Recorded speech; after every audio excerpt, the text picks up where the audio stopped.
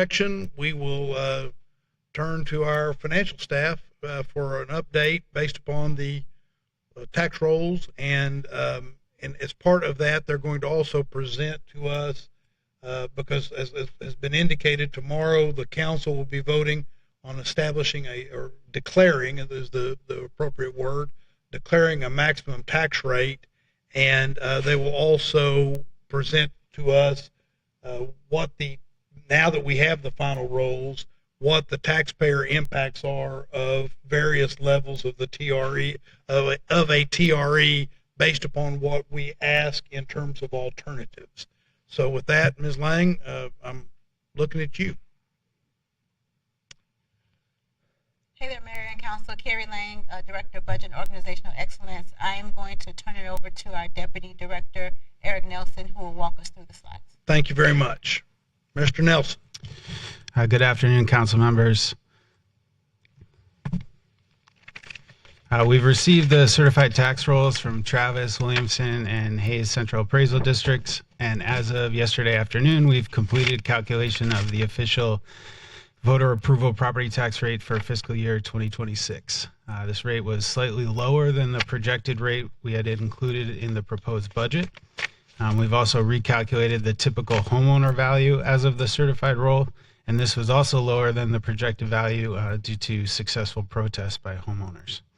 So as a result of these two factors, the property tax impact to our typical homeowner in FY26 at the voter approval rate is now an increase of $8.68 per month, or 5.3%. May I interrupt you? Of course. And how does that compare to what you had in the original? We were at 7.9%. Okay, so considerably better. Lower increase.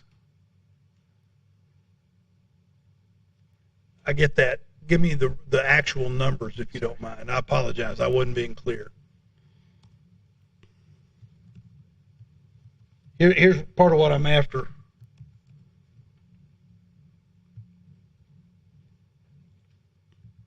On the property tax bill, on the City of Austin taxpayer impact statement,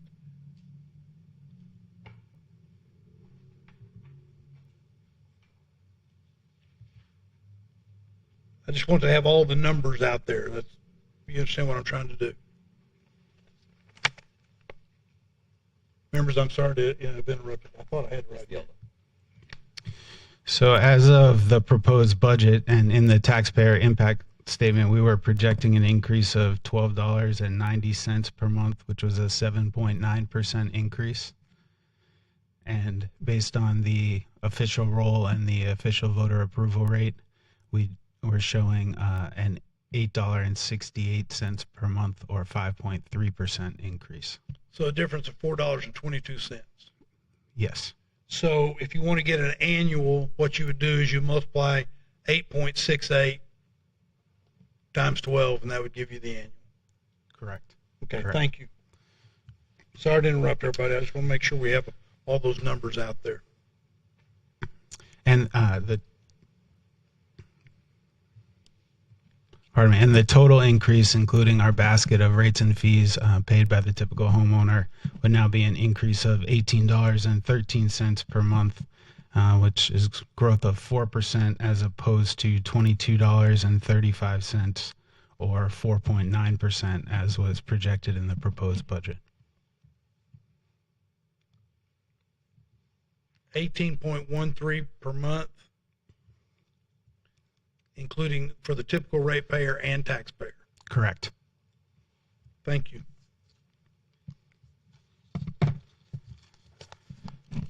So we presented this table in last week's presentation, and we've updated that now to reflect the certified roll and the official property tax rate calculations.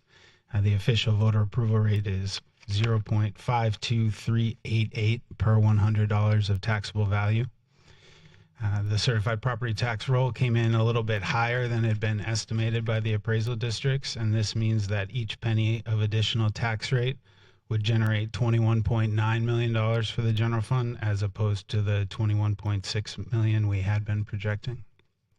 We've also updated the table with the rate and revenue impacts at various levels of tax increase. But as you can see, each penny is still representing about a 2.5 or 2.6% additional increase above the no new revenue M&O rate.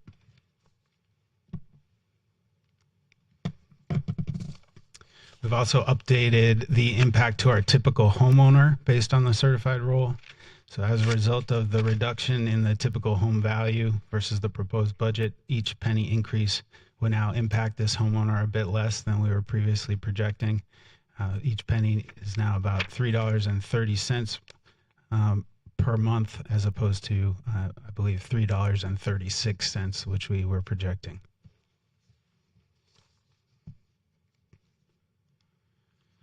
And that's my brief update, but of course, we're happy to take any questions.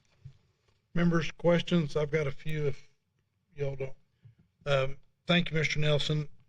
What I'd like to do is, just for purposes of transparency and to get the numbers out there, using the now certified tax rolls, the proposed base budget of the city manager would increase taxes $18.13 a month, translating into an annual tax bill of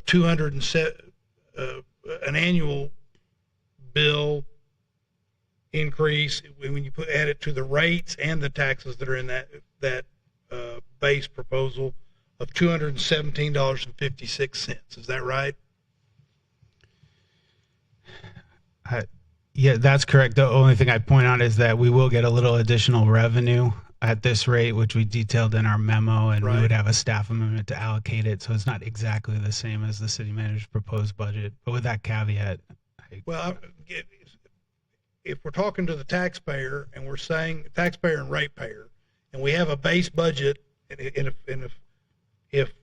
the council were to just pass the proposed base budget, I'm trying to tell the taxpayer and ratepayers what that proposed base budget would do to their annual bill.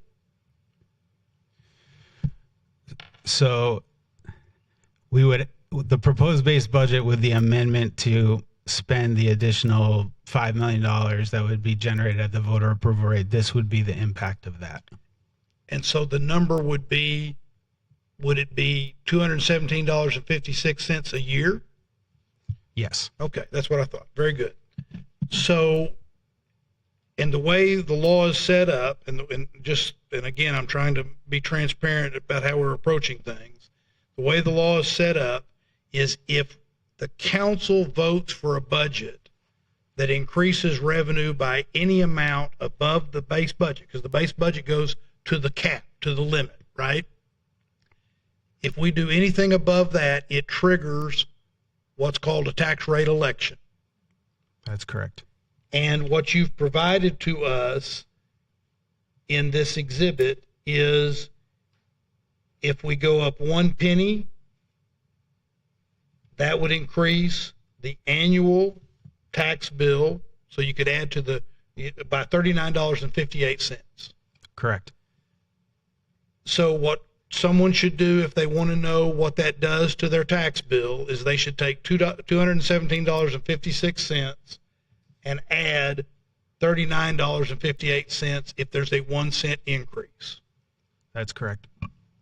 No, that's He just said correct. that's not right. Oh, Because sorry. his 217.56 sorry, is the the other total column. bill. That's the total bill. That's what Right, I'm not saying. the tax bill. I'm sorry. Did I say tax You did. bill? I'm sorry. The total bill is what I'm after. If we're passing a budget, and in that budget there will be a total bill.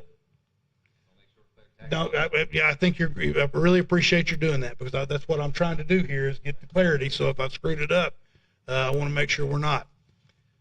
We're going to pass a budget, and in that budget, if we just pass the proposed base budget, the total increase in fees, rates, and taxes is $217.56 a year for the typical ratepayer and taxpayer.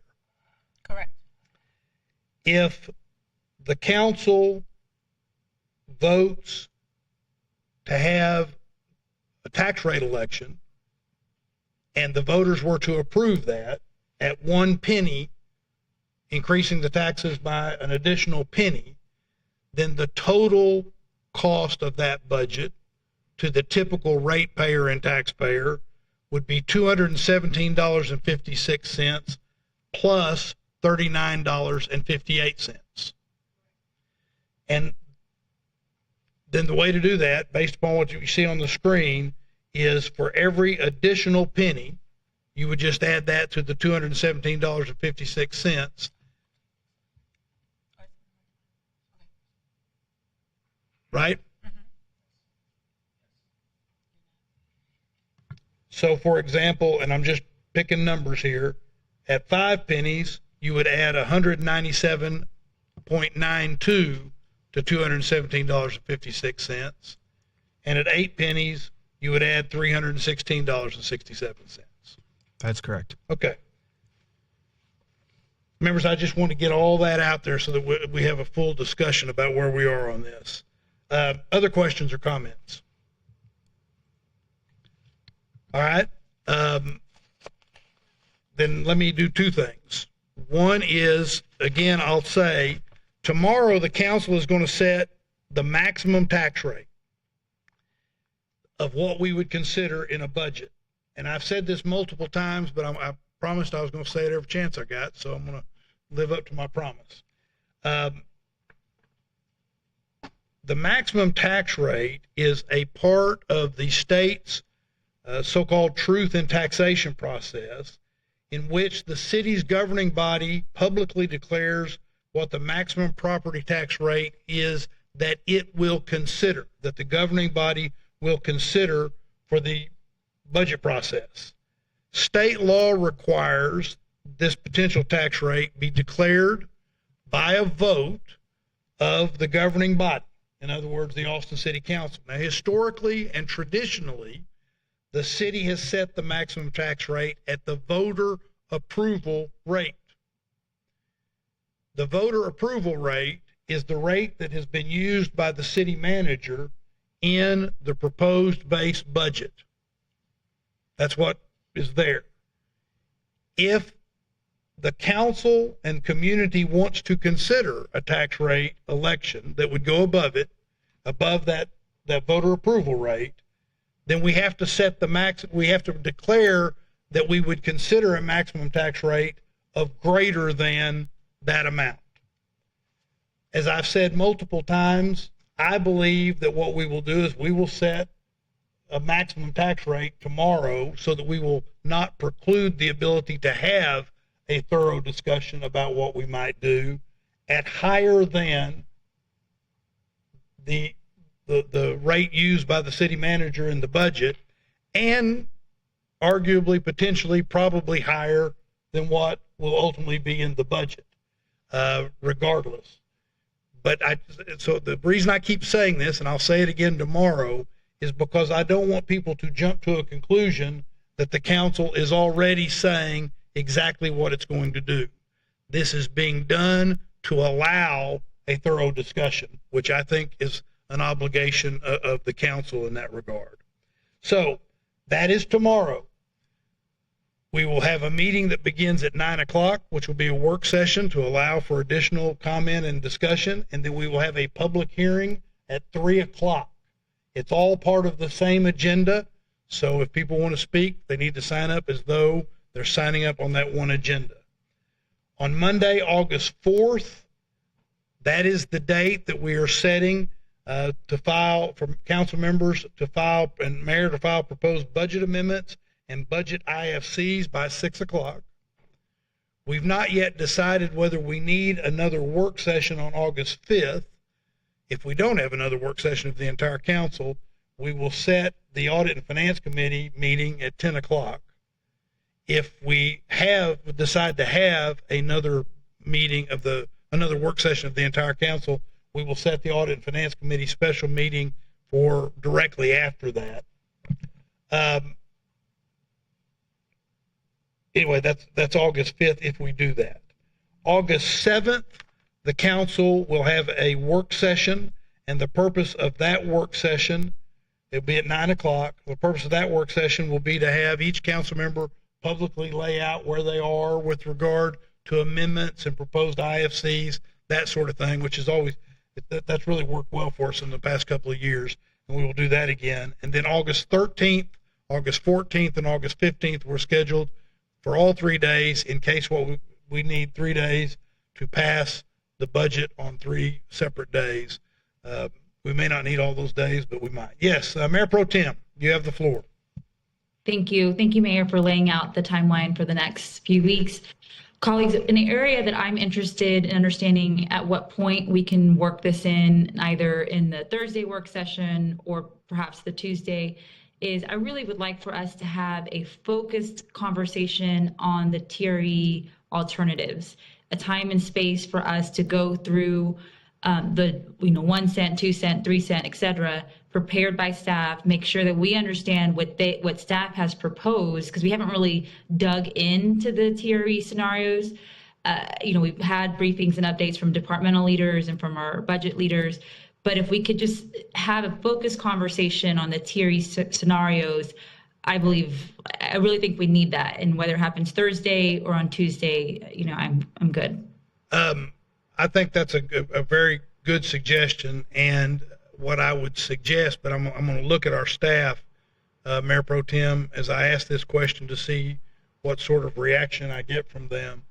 My thought would be that we do that next Tuesday, that would be a good use of that day that was set aside, which will give them more time than just springing it on them and asking them to do it tomorrow. Particularly when we have the number of speakers that we have for tomorrow. Would that be okay with you? Yes. Good. Is that okay? Everybody feel comfortable about that? Yeah, Councilmember Vela. Just to clarify, so Tuesday, potential discussion of the TRE scenarios, kind of going, again, presumably penny by penny, seeing like what we can and can't fund at yes. this level and that level. And then Thursday, going through laying out individual amendments. Was that the Thursday calendar? Yes, yeah, and I don't want to interfere with that because that's always worked well for us where we've just concentrated on that. Yeah, that sounds like an appropriate schedule for next week, and I think that leads us into a productive discussion. Yeah, I agree. Yeah, Mayor Pro Tem, thank you for that. That's good. Other thoughts or comments? Ms. Lang, are you punching that button because you want to talk? I was actually turning it off. Well, that's the answer to that question.